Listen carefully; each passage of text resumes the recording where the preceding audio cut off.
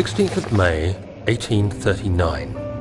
The unflinching African sun has continued to plague our expedition, making it impossible to dig until dusk. How Professor Herbert managed to find the location in these vast plains of nothingness remains a mystery to me.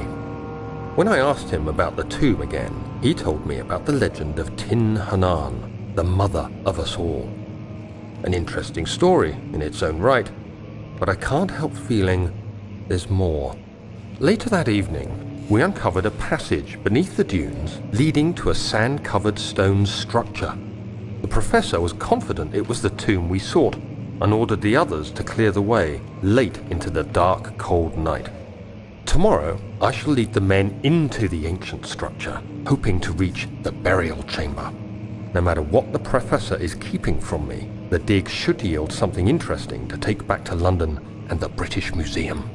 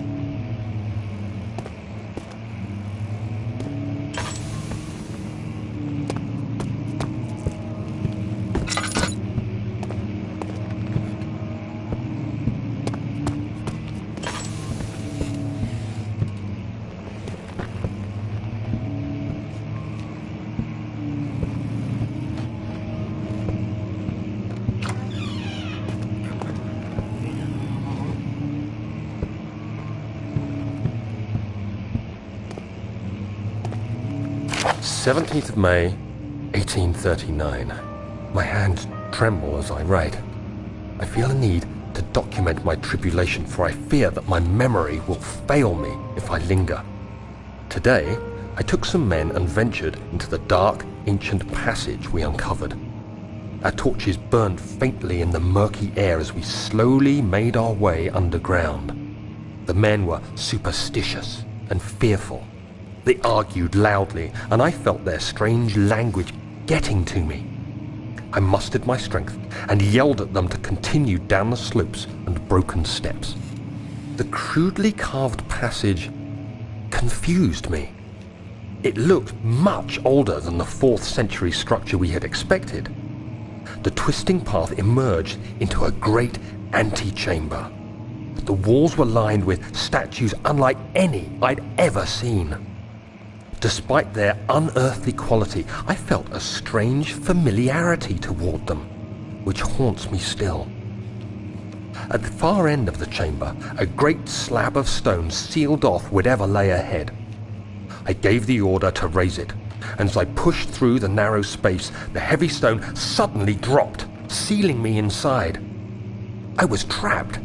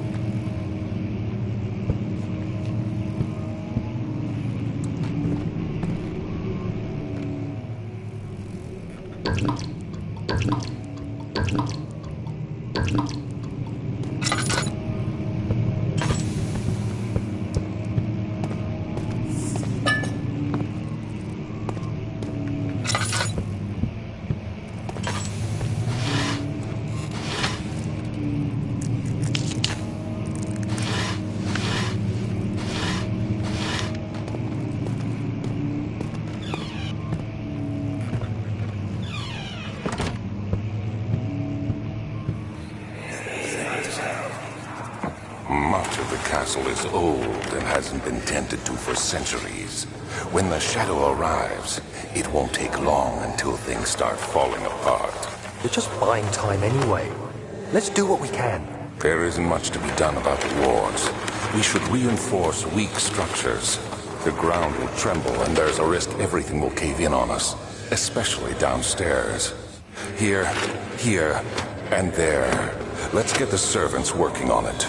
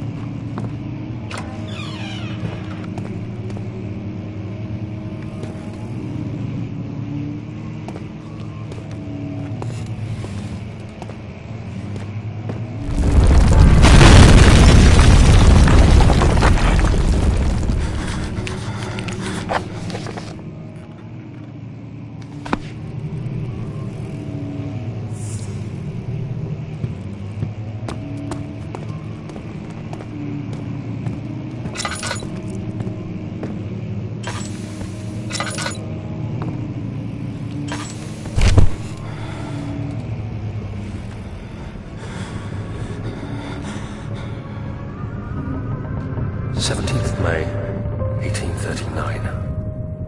After pounding the unforgiving stone wall for what seemed like an eternity, I realized it was hopeless. I was trapped.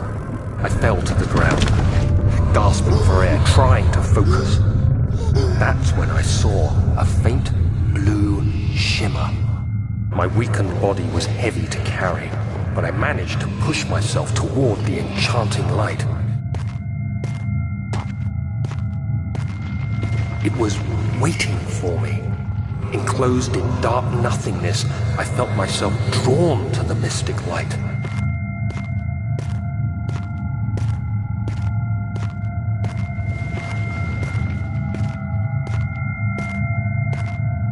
I reached out, closing it in my hands.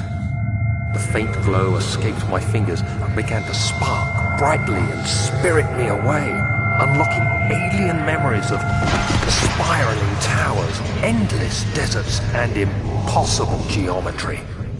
The next thing I can remember is the grating sound of stone being lifted, the voices of the Arabs pulling me to safety, and grasped firmly in my hands was the broken pieces of a most peculiar relic.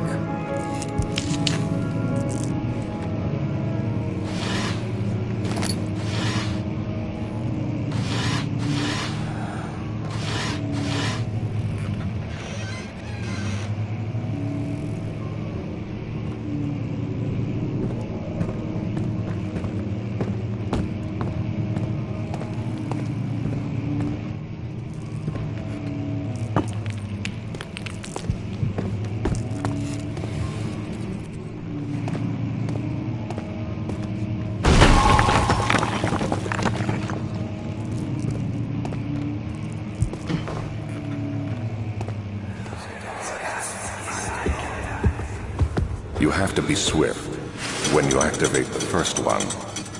You hear that? If it stops, you'll have to start over. Isn't all this a bit excessive? You can never be too careful, Daniel.